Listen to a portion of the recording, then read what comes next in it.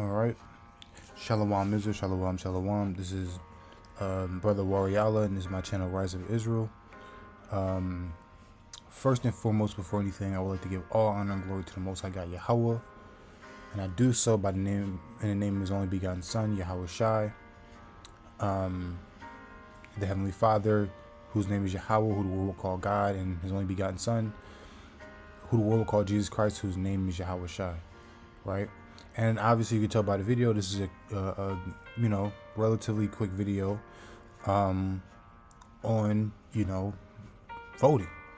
We have the elections tonight, or America has the elections tonight, and everybody and their grandma is all focused on these elections like as if this is the most important thing in the world. Now to a degree it could be, because this might be the last ever elections in America. But this is not where our trust is in. Our trust is in the Most High God, right? Let me turn that down a little bit. You see what I'm saying? So our trust is in the Most High God. It is not in this world, in this society. You see what I'm saying? This is not where we glory in. We don't glory in what happens with America, aka Babylon the Great. You see what I'm saying? So, with that, let's get started. And just to kind of continue off that, let's just grab this real quick. In Hebrews chapter 13 and 14, where it says this: "For we have no continuing city." This is Hebrews chapter 13 and 14. "For here we have no continuing city, but we seek one to come." So understand that we don't have a continuing city, meaning this city, this is not it. This is not the place that we have to trust in. Voting is not doing anything for us as the Israelites, right? This city, the Babylon the Great, America, this is not where we value. This is not a part of our values. You see what I'm saying? And just to kind of add on that, this is not even going to end in glory. Once you understand, towards the end of the video, you're going to understand a few things. You understand that voting is not for so-called Black and Hispanic people, and there's no point of voting anyway, because the destiny of this country is destruction, right? Now I'm going to grab this real quick in 2 Ezra chapter 7 and 42.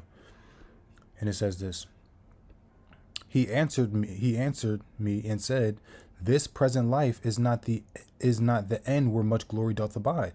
Meaning, this life that we live in, this city that we're in as captives and as slaves, this is not the end where much glory doth abide. Meaning, we're not going to find much glory in this place, right? "Therefore have they prayed for the weak.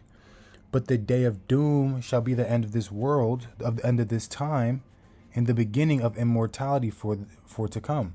Wherefore corruption is past." So we understand that the things that we see now is not, it's going to end in destruction. You see what I'm saying? And just as, Abraham prayed, or Abraham asked that if a few people be saved from Sodom, there'd be a few righteous people save the city. And there weren't even a few righteous people. There was really just Lot.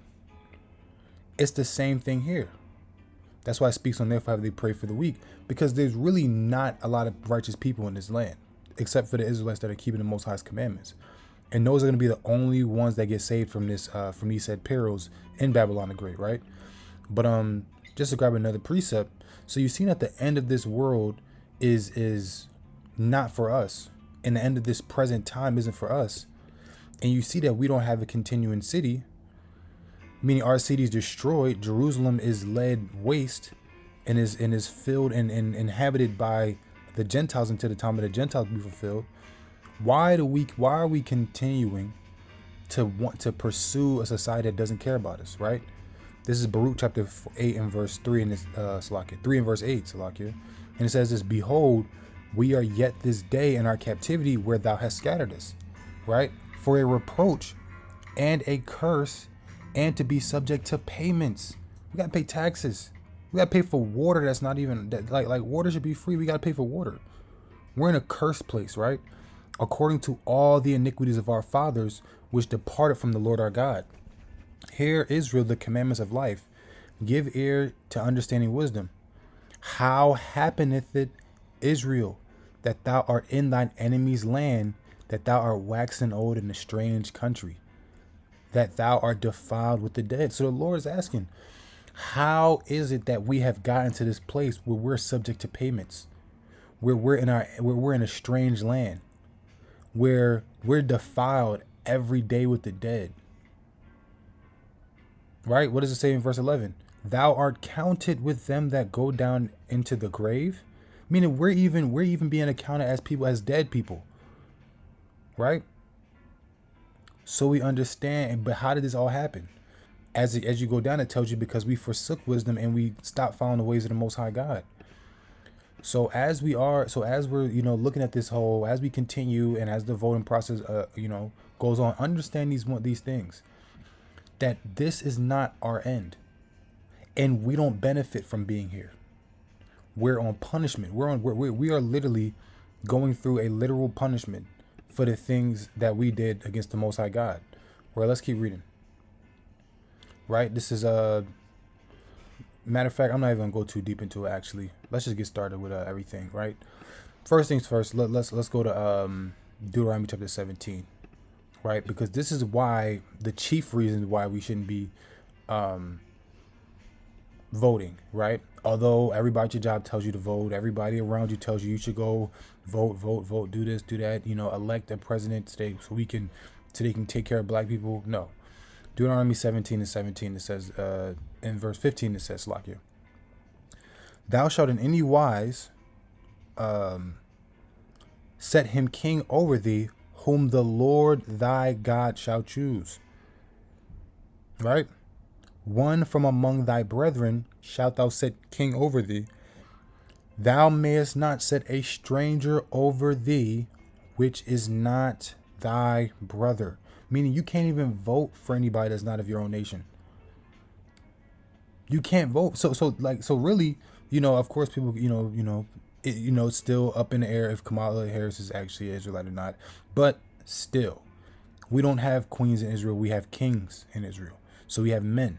So she can't even be, we can't vote for her. We can't set her above. We got to set a man above, right? A righteous man, right? And then Trump is obviously an Edomite, and we're not going to vote for him because that would be a sin against God, right? But let alone the fact that we look at Donald Trump, we look at Kamala Harris, and we are just completely. It's because we're in so dire need of a savior and someone to redeem us, that we just want a king. We just want a ruler. Here we are, people with no nationality, with no identity, as we were when we came out of Egypt. And what did we do when we came out of Egypt? We wanted a king. We wanted someone to rule over us. And the Most High God didn't like that, because the Most High God is our leader. The Most High God is our ruler, right? But let's go and see where we can find this type of act. How the way we're operating now, how can we see that in the lives of the Israelites, right? So this is 1 Samuel chapter 8 and verse 5, and it says this. And he said unto him, Behold, thou art old. Well, start at verse 4. Then all the elders of Israel gathered themselves together and came to Samuel unto Ramah, and said unto him, Behold, thou art old, and thy sons walk not in thy ways. Now make us a king to judge us like all the nations. So they're pretty much saying, hey, look, make us a king that can rule over us, just like all the other nations do, because everything we did, we want it to be like all the other nations. Let's stop there real quick and let's grab a precept for it, right? This is 2 Maccabees, chapter 4, and verse 15. It says this. This is 2 Maccabees 4:15. It says, not setting by the honors of their fathers, but liking the glory of the Grecians best of all. Meaning, we wanted to be like the Grecians. We wanted to be like the Greeks. We wanted to be like the so-called white man more than anything. Right? By reason whereof sore calamity came upon them, meaning the reason why sore calamity came upon them, watch this, for they had them to be their enemies and avengers, whose customs they followed so earnestly. So those people that were their sore enemies and wanted to destroy them were the people whose customs they followed so earnestly, right? and unto whom they desire to be like in all things, right? And that's what our problem is. We want to be like everybody else.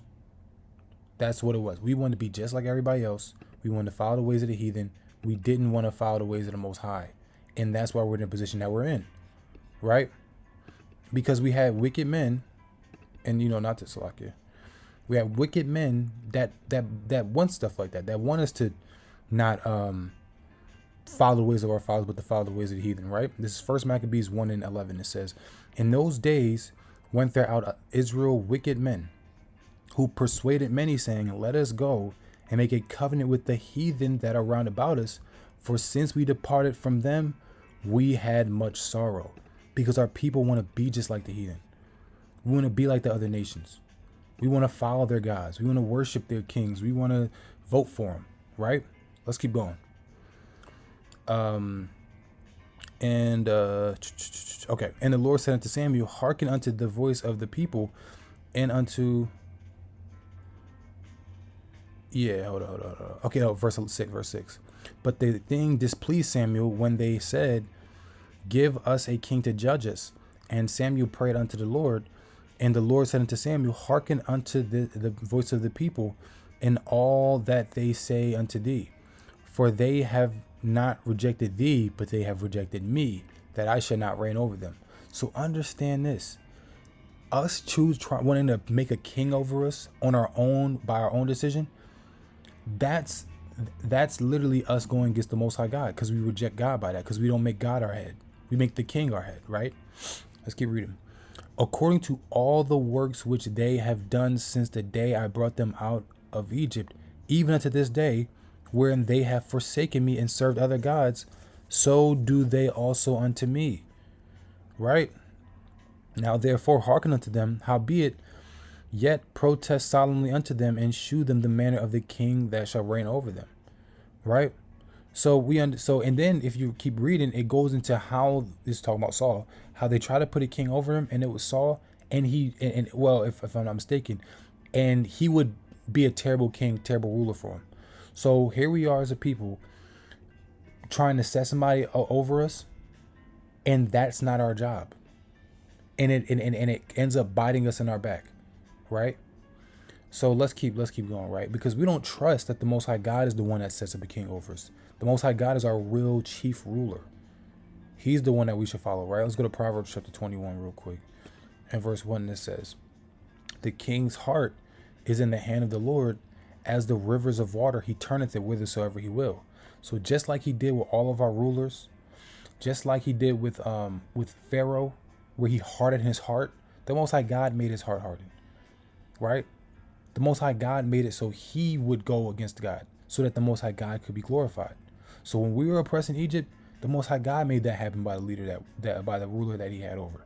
So instead of voting for a king or voting for a ruler to rule over you, why not just trust in the Most High God? It makes no sense just to we gotta vote, we gotta change the black community. It did nothing. Imagine trying to vote for a different pharaoh that wasn't of your own people. To make a change. It's ridiculous. To have so-called black people's best interests, so-called Hispanic people's best interests at heart, right? Let's keep going, right? People don't understand that just because they have a king over them or a ruler over them, that's all people want. They just want somebody to just rule over them. And as you see by the manner in which both candidates that are running right now, the way in which they operate, you see that it's really nothing good to vote for them. It does nothing for us. They're both foolish. They're both entertainers, and they do nothing for so-called black people, right? This is Ecclesiastes 4:11. And it says this, Slack, not 4:11, 4:13. And it says this: Better is a poor and wise child than an old and foolish king, who will no more be admonished, right? So understand, wait, hold up. For out of prison he cometh to reign, whereas also he is born and his kingdom becometh poor, right? So understand this, that even if you're a wise, poor child, a child that's poor, if you have wisdom, you're better than a foolish king. Because what's going to happen to his kingdom? he's going to become poor. It's going to become poor, and he's not going to take care of the people of his kingdom, right? So it even tells you that a foolish king makes his own people poor, right? A foolish king is going to oppress his own people. So it's really no point in voting for either candidate because they're both foolish, and there's going to be sadness regardless, right? Let's grab this real quick in Proverbs 29:2, and it says, "When the righteous are in authority, the people rejoice. But when the wicked beareth rule, the people mourn." So whether Trump's in office or Kamala's in office, the people are going to be in utter mourning. They're going to be sad. They're going to be upset. People are still going to die. Look, even whoever is voted, I have not that I'm anybody thing, but I have a strong inclination that whoever gets voted, they're going to bring on the apocalypse. They're going to bring on destruction. Because you have one side that is so strong according to how they feel, and another side that's strong according to how they feel. And that may lead to the fall of this empire, Lord willing, right? But back to the Most High God being in control, right? We gotta understand that the Most High God is the one that's literally that's completely in power. The Most High is the one that controls everything. Salakia, wrong precept real quick, but the Most High God is the one that we follow, right? Let's go to Sirach chapter 10, right? And we can start at verse 4, and it says this: "The power of the earth is in the hand of the Lord, and in due time he will set over it one that is profitable." So understand this. There's a time and a date when the Most High God is going to put a profitable king over the earth. Us voting is not going to make that time happen quicker. It's just not going to happen quicker, right? Let's keep going. "In the hand of God is the prosperity of man, and upon the person of the scribe shall he lay his honor," right? So the Most High God doesn't lay honor in these foolish kings, in the wicked.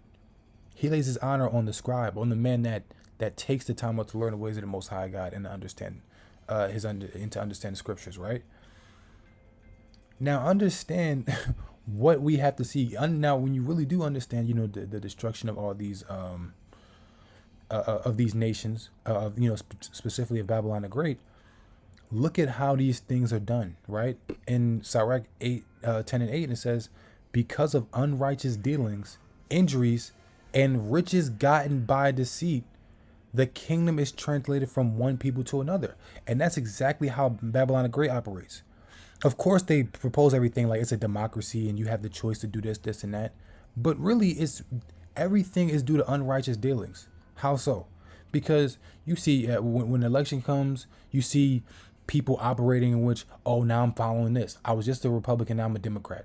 And these elites, or these not these elites, but these the wise men of Babylon, aka the politicians and these high-ranking officials and things of that nature, they start picking sides, and then they start catering to the black community at once every 4 years when the time comes, and people start speaking on why they care about black people. But the whole year, the hood still look like the hood, the ghetto still like the ghetto, the slums like the slums, and our black people and Hispanic people are still being raped, robbed, and murdered, and enslaved and in cages, right? So this is what we have to expect from Babylon the Great. There's nothing else there's really nothing else special about it. So people are worrying about things that they ought not to be worried about, right? But let's jump down to verse 14. "The Lord hath cast down the thrones of proud princes and set up the meek in their stead." And these people are proud. And we're the meek, the ones that keep the Most High God's commandments, that turn to the Lord in truth and sincerity. That's the meek, right? Let's keep reading.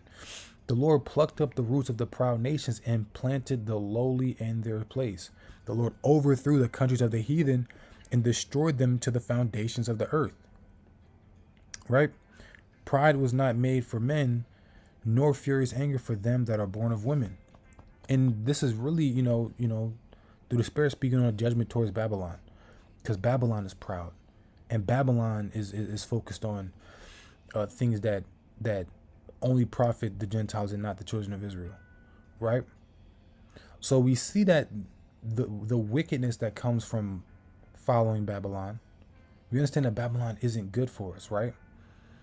Here you go. We got everything that Babylon the Great produces and promotes, that you see that these rulers are or that these two candidates are supposedly standing for. It's the worst thing for the black community. It really, and Hispanic community. It's the worst thing for us, and it doesn't profit us in any way, shape, or form. Right? Let's grab this real quick. In Isaiah chapter 5 and verse 20, it says this: Woe unto them that call good evil and evil good, and put darkness before light and light before darkness, that put bitter for sweet and sweet for bitter. So this says, woe unto the people that put good in the place of evil and the evil in the place of good. Both of them do. You have Kamala Harris that speaks on abortion and things of that nature, and same-sex marriage. And Trump's not too far off. He doesn't speak against same-sex marriage. He doesn't speak against abortion. He speaks against it slightly. He'll mention things, but he has his own case-by-case viewpoints, to win the people over. Both believe in supporting Israel, not the children of Israel, but those that wear hats that are small. You see what I'm saying? And neither of them really focus on really help building the black community, right? So we understand that they made the good things evil. They make anti-abortion an evil thing, right? They make not allowing the immigrants that come into that really are the rightful heirs of this country to be able to live amongst their own people. They look at that as being wicked. Chiefly Trump. I'm speaking about Donald Trump. Yep. You see what I'm saying? He wants them over the wall, over the border now to some degree, because it would be a smart decision to do it, because now you got a bunch of other nations that are trying to go through the border. But really, when you look at it, to just look at the people who built this country and kicked them out makes no sense, right? It makes absolutely no sense. But I mean, that's it makes sense for the society to keep the society booming, right? But let's keep reading. Woe unto them that are wise in their own eyes, and prudent in their own sight. Woe unto them that are mighty to drink wine, and men of strength to mingle strong drink. And Babylon the Great is known for being a strong drink. Babylon the Great is a country, is a place of strong drink, right? And we're gonna go into this word for strong drink real quick. Salakia. Right? 5:22. The word Salakia. Yeah, Shakar. Right? What does it say? Strong drink, intoxicating drink, fermented or intoxicating liquor, right? The Strong says an intoxicant. So it's not just talking about liquor or alcohol. It's an intoxicant. What is an intoxicant? I'm about to show you. Look at this. Salakia. Intoxicant. Salakia. Ugh, bear with me, Israel. This is Salakia. Intoxicant. An intoxicating substance. Intoxicants and drugs are used by some to escape physical and psychological pain. So an intoxicant, it's not just alcohol. Look what it is. An assortment of psychoactive drugs, including both street drugs and medications: cocaine, crack cocaine, methylphenidate, ephedrine, MDMA, ecstasy, peyote, LSD, all these different drugs, codeine, pipe tobacco, bupropion, cannabis, hashish, all these things that build up that this country is known for supporting and thinking is cool. Now, of course, maybe, opioids and cocaine isn't necessarily legal and things of that nature to take, into abuse. But this is what the people do. They abuse this country. What good can come of that? And I'm gonna do a video on substance use, if it be the Most High's will. You see what I'm saying? But let's keep going, right? We understand we can't stand for a place that calls good evil and evil good. It's not good for us. It's actually wicked. Here we are at a wicked place that stands for the rape, robbery, murder of so-called Black, Hispanic, and Native Indian people. And we're voting for this place because we want it to last longer. That makes no sense, right? But this is why we shouldn't, right? This is Baruch 4:3, and it says, "Give not thine honor to another, nor the things that are profitable unto thee to a strange nation." Now, what really is profitable unto us, right? What is really, like honestly, at all honesty, what is profitable for us, right? Let's grab this real quick. Bear with me. Here we go. The word for vote, a formal indication of a choice between two or more candidates, or a chorus action expressed by typically through a ballot or a show of hands by voice, right? Now, if I can find the etymology of it, right? Look at the etymology of the word vote. From Latin, votum, a vow, wish, to vow, right? So we are giving these people our vows. We're vowing a vow to these nations, right? Oh, to whatever candidate, right? And what does the scriptures tell us about making a vow, or the vows that we do make, right? So, and a lot of times, people think that, oh, is nothing wrong with voting. We're not doing anything wrong. It's harmless. This is and that. You are literally putting out, you're pretty much, the person you vote for, the wickedness that they do, you put yourself in accordance with the wickedness that they do. You go out and say, well, everything that this person did, pretty much when you vote for him, you're accepting all the wickedness that this person has put and has pretty much, everything that they do, you stand for. Pretty much you made a vow to them, right? So understand your actions before you move in that way, in that manner. That when you vow this vow, you're not just, this isn't just some regular vow. You're putting somebody in all their works pretty much on you, right? So understand that it's not always a convenient thing to vow. You know what I'm saying? We can't even vow to the Most High God like that. You see what I'm saying? We gotta watch it. You know what I'm saying? A woman, she can't make a vow to the Lord unless her husband or her father accepts it. There's a reason for that, because these words get put against you to a degree. These words get held against you. So that's why you always gotta be careful when you vow, when you move in a certain type of way, to put yourself out there like that, right? But I'm gonna grab something real quick, if I'm not mistaken. I don't want to make this video too long, but Salakia, I'm gonna grab the one. Is it Hebrews 6 and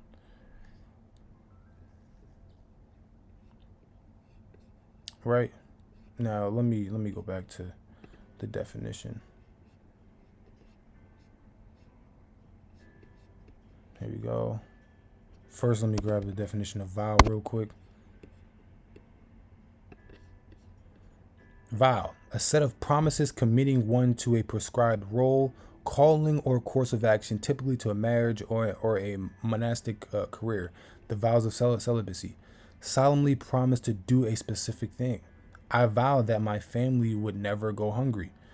You understand with the spirit behind vowing?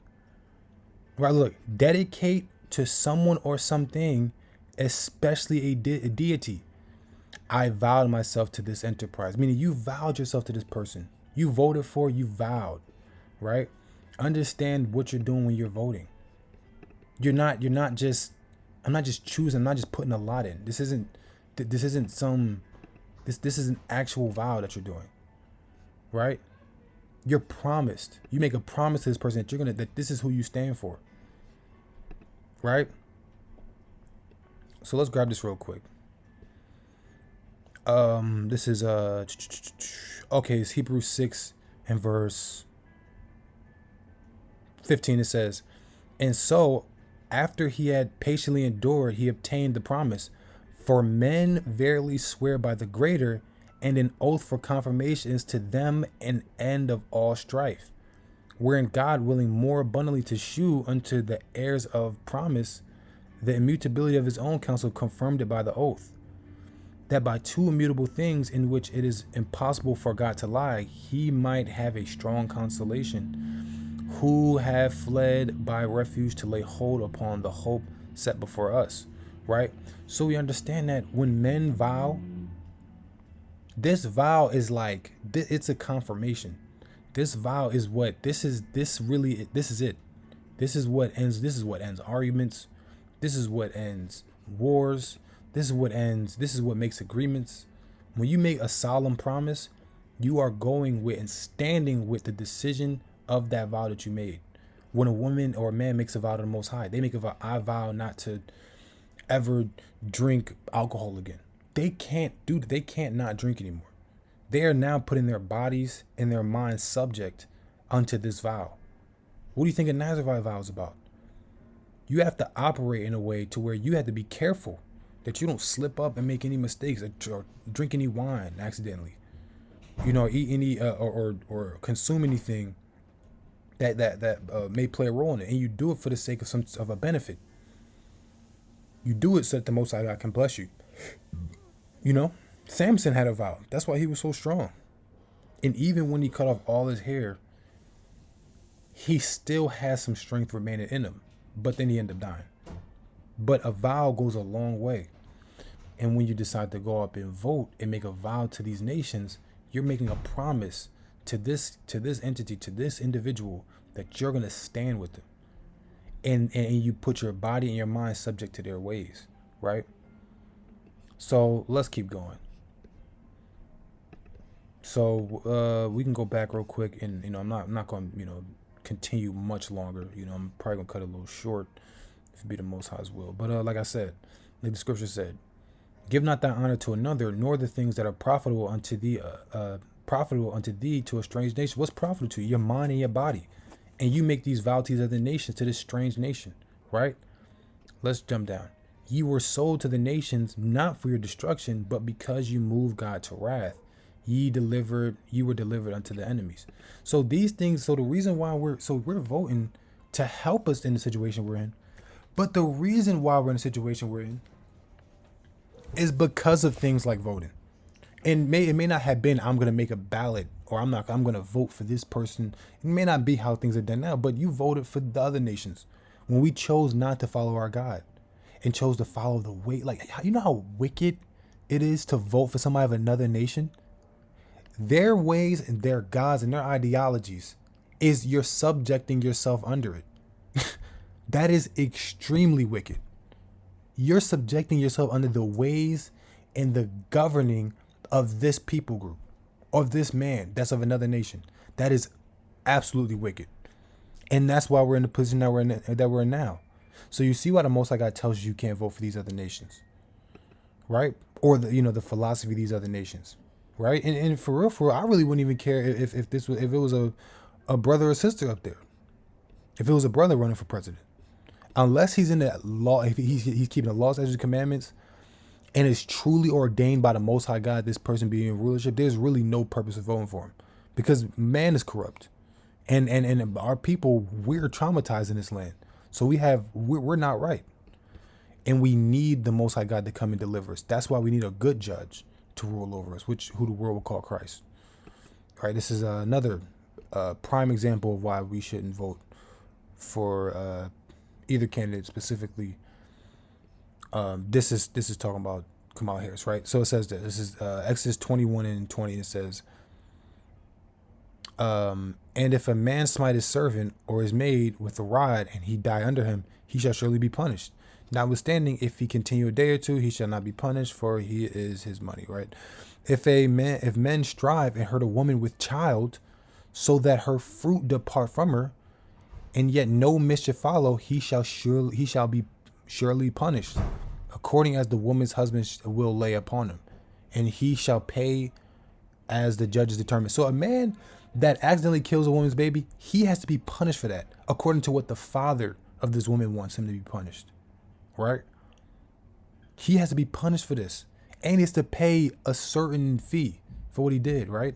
Look what it said. And this is by accident. This is if you kill a baby in the womb of a woman by accident, right? This is verse 23.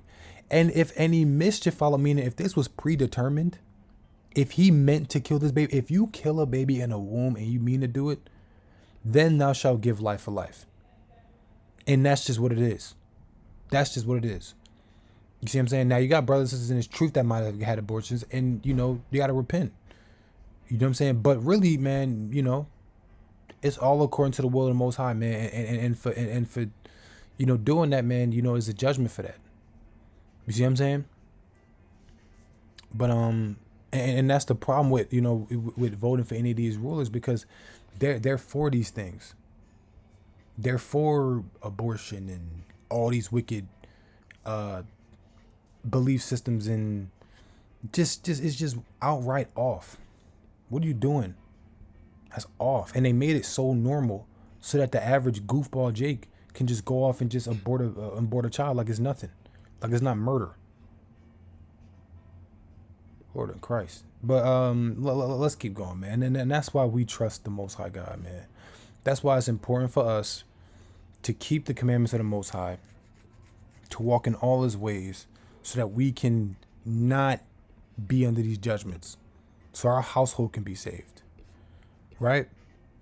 This is Psalm chapter 91 and verse 11. It says this: For he shall give his angels charge over thee, to keep thee in all thy ways. They shall bear thee upon their hands, lest thou dash thy foot against the stone. So understand that, when we keep the laws of the Most High God, let's start at verse 9. Because thou hast made the Lord, which is my refuge, even the Most High thy habitation, there shall no evil befall thee, neither shall any plague come nigh thy dwelling. So none of these plagues that are going to come to these wicked Israelites in these other nations, they're not going to come near us, because we keep the commandments of the Most High God. And the angels will have control over it, and they'll protect us. They'll have charge over us, and they'll protect us.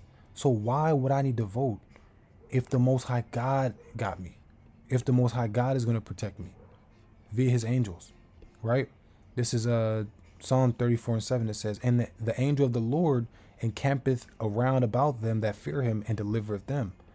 O taste and see the Lord is good. Blessed is the man that trusteth in him. Right? Oh, fear the Lord, ye his saints, for there is no want to them that fear him. So us keeping the commandments of the Most High God, we don't want anything. We don't need anything. We don't have to want or need for nothing. Right? Why we have to vow to anything else but the Most High God? Vow to keep the commandments. How about that? Vote for that. Don't vote for Kamala Harris or Donald Trump. Vote for keeping God's commandments. Vote for the Most High God to return. Make a vow to that. Right? The young lions do lack and suffer hunger, but they that seek the Lord shall not want any good thing. We don't want for nothing. When you in the truth, when you keep the commandments, when your mind is focused on the Lord, you don't really need for nothing. You know what I'm saying? You really don't. Yeah, of course, sometimes you may fall on hard times, but really, it's just the battle. That's it. You know what I'm saying? But you really don't need for anything, right? So who cares who wins this election? Proverbs 18:10. The name of the Lord is a strong tower. The righteous runneth into it and is saved. So the righteous, we are the righteous. Those that keep the commandments of the Most High God. We are the righteous, and our refuge is in the Most High God to keep us safe. That's where our refuge is. So we don't really have to, it really ain't nothing to me who win. You see what I'm saying? It really, look, I sleep good every night anyway. You see what I'm saying? Let's go to Psalm 46:1. It says, God is our refuge and strength, a very present help in trouble. Therefore will not we fear, though the earth be removed, and though the mountains be carried into the midst of the sea, though the waters thereof roar and be troubled, though the mountains shake with the swelling thereof. Selah. So we understand that we don't care for nothing because the Most High God is our refuge. It could literally be a nuclear, 10 billion nuclear missiles coming to Babylon the Great at one time. And if you keep your fear, the fear of the Lord, and you trust in the Lord, nothing's going to touch you. Nothing's going to happen to you. So why will we waste our time in voting? What could that possibly do for Black and Hispanic people? What is that going to do to us, right? Luke 21:18, it says, but there shall not an hair of your head perish. In your patience possess ye your souls, right? So nothing's going to happen to us if we keep our patience and possess ourselves, right? There's really nothing, we're good. You see what I'm saying? But let's jump down real quick. Let's get our closing precepts real quick. It's Baruch. We've been in Baruch a couple times. Chapter 4 and verse 32, and it says, miserable are the cities which thy children served. We served in this country for a long time, man. We've been afflicted, right? Look, verse 31 says, miserable are they that afflict thee and rejoice at thy fall. We've been in Babylon and they've rejoiced over us. They've made the most inappropriate jokes about us and laughed at us and scorned us and called us a proverb and a byword among all the nations we've been in. So miserable are the cities which thy children served. Miserable is she that received thy sons. For as she rejoiced at thy ruin and was glad at thy fall, so shall she be grieved for her own desolation. For I will take away the rejoicing of her great multitude, and her pride shall be turned into mourning. Babylon the Great does not have a good end, right? For fire shall come upon her from the everlasting. Who is this from? From the Most High God. Long to endure, and she shall be inhabited by devils for a great time. What is this devils? What are these devils that she speaks of? What is this habitation of devils? Remember that. The ones who destroyed us and made us serve a miserable bondage, and that laughed at us, and that made us grievous, and that wore us out. Look at what their judgment is going to be like, right? Let's keep going. Matter of fact, yeah. We can just go there now. Revelation, right? Chapter 18. Salakia. 18. Watch this. This is Revelation 18:1 that says, "And these things I saw another angel, and after these things I saw another angel come down from heaven, having great power, and the earth was lightened with his glory." Right, and he cried mightily with a strong voice, saying, "Babylon the Great is fallen, and has become the habitation of devils." So, what is the habitation of devils? Babylon the Great is, and the hold of every foul spirit, and a cage of every unclean and hateful bird. Babylon the Great. This is the destruction of Babylon the Great that it's talking about. So the people that oppressed us and that raped us and robbed us and murdered us and took everything from us, why are you making a vow to them? Why are you voting for them? It's a sin. It's ridiculous, right? For all nations have drunk of the wine of the wrath of her fornication, and the kings of the earth have committed fornication with her, and the merchants of the earth have waxed rich through the abundance of her delicacies, right? And we're just going to jump down, man. We're not going to be here too long, right? Bear with me.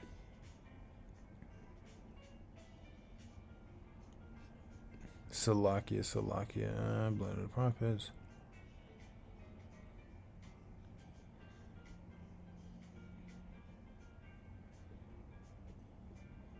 I like this one.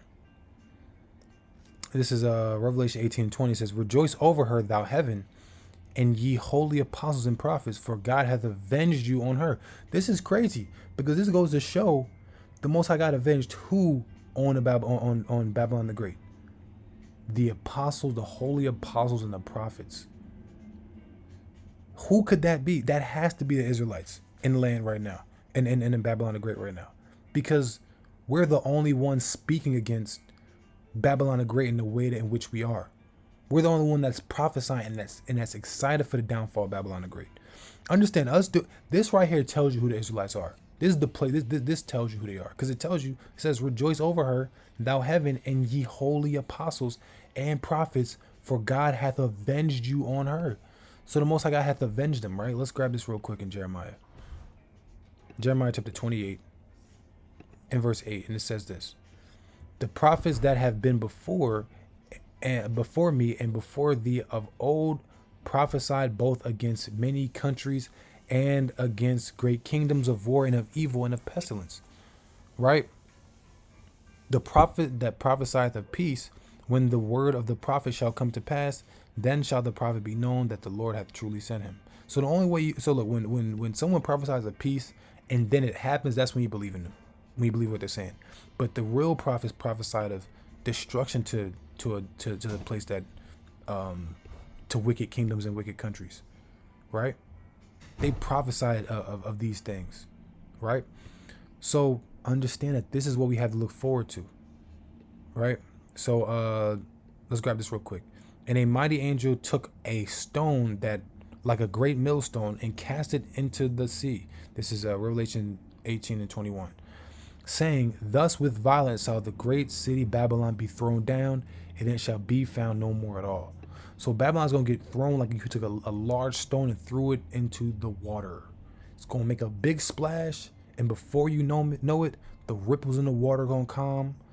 The birds are going to continue to fly around and move. The fish may scatter away, like the islands are going to scatter away when Babylon falls.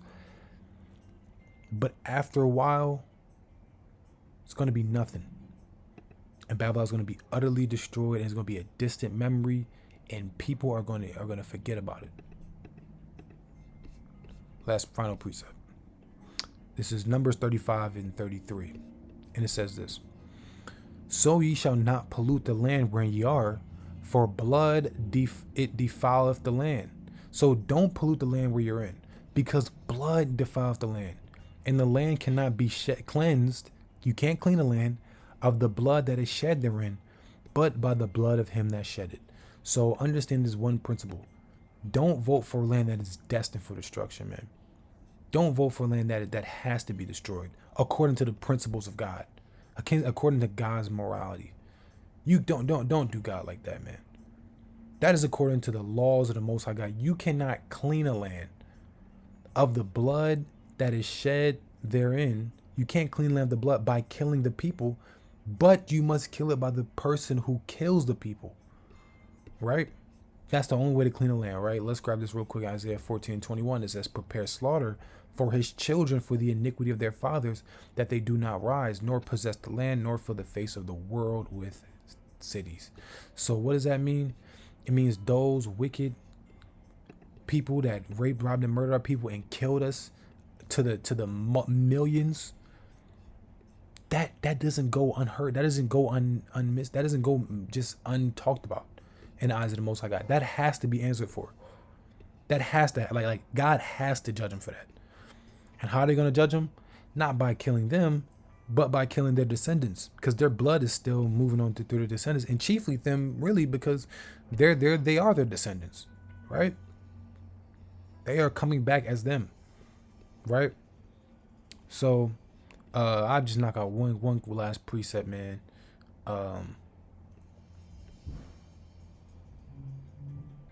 Did I get everything? Did I hit every mark? Yeah, I mean, I pretty much hit everything I really needed to hit so far, man. But last precept real quick. This is Luke chapter 21 and 36.